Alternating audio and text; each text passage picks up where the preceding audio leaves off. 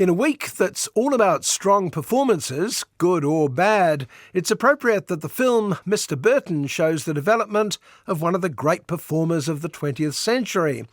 And despite the title, it's not cut and dried who Mr. Burton is. Teacher Philip Burton, or his most famous pupil, later to be known to the world as Richard Burton. Mr. Burton? Do you have everything you need, Mr. Burton? Yes, thank you, Ma. Whose is this? That's mine, sir. Henry V, prologue by heart. Long before his stellar career, first on stage, then on film, not to mention the travelling circus that was his various marriages to Elizabeth Taylor, he was a scruffy lad called Richie Jenkins. His school career was undistinguished. He only seemed to be there for the rugby, and his teacher, Mr. Burton, had no great expectations for him. All for a music fire. They were assigned the brightest heaven of invention. That'll do. It's not much of a punishment, to be honest with you. I bloody loved it. But nobody had many expectations in Port Talbot, 1942. Richie, like most of his class, would soon be called up for the war. His family was a mess, a prolific father with too many kids to keep up with. Richie was mostly brought up in his sister's family, but he had a growing interest in reading and acting, and the theatre was Philip Burton's obsession. I shan't have this family falling short any longer. Mr. Burton, I want to be an actor. Burton is played by Toby Jones, so it's no surprise he's immediately appealing. An Englishman transferred to Wales, he lives at Mrs. Smith's boarding house. Everyone calls her Ma. And he's so impressed by Richie's early performances at the local theatre that he takes him under his wing. To be an actor, you will need to move in certain social spheres. Bring it to your mouth. He agrees to teach Richie acting. First he has to do something about the boy's garbled Welsh accent. It may take a while, but we're watching the birth of one of the great voices of the English stage. I would like you to scream. Everything all right up there, is it? Yes, thank you.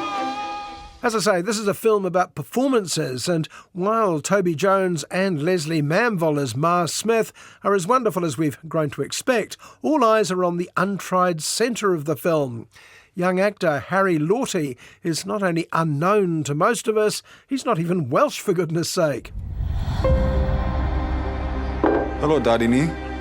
Pwy ni ti de? I can't stand it anymore. Scared and hunted. That's how he's been, right from the start. At the start of the film, Richie's lost and rudderless.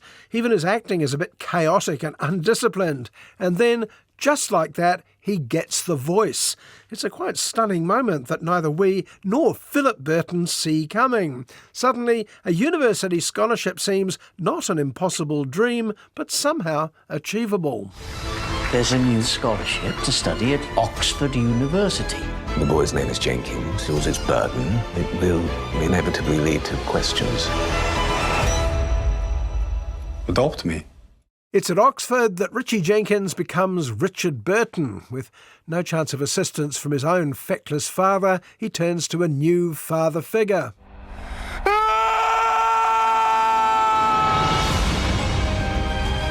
Richard Burton? This play is everything we worked for, and I am terrified. And suddenly, there he is, a little booze-sodden and short-tempered, neither of which traits he ever quite shook off. Harry Lawtey and Richie Jenkins have both vanished, and there, front and centre on stage, is Richard Burton, about to conquer the world. Who the hell do you think you are? I'm one of the most promising young actors in this whole bloody country. And you? Remind me. Who are you? This is the centenary of Richard Burton's birth, and over those 100 years, the man and his achievements are perhaps a little dimmer in the memory than they would have been at the height of his career. Hamlet and Camelot on stage, Cleopatra and the spy who came in from the cold on screen, Who's Afraid of Virginia Woolf on both. This is the chance to establish yourself as a classical actor in the most prestigious theatre in the world. Me, understudy to the drunken son of a drunken bloody miner. But his spell is all over this film. Richard became the greatest star ever to come out of Wales, even bigger than another Port Talbot boy, Sir Anthony Hopkins. And he owed it all, as he freely admitted, to one person, to Mr. Burton. Do you not understand the magnitude of that?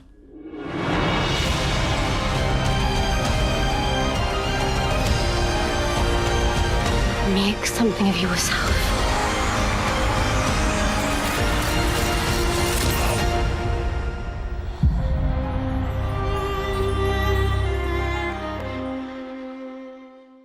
Ironically or not, Richard Burton never got the knighthood many people thought he richly deserved for his many great performances.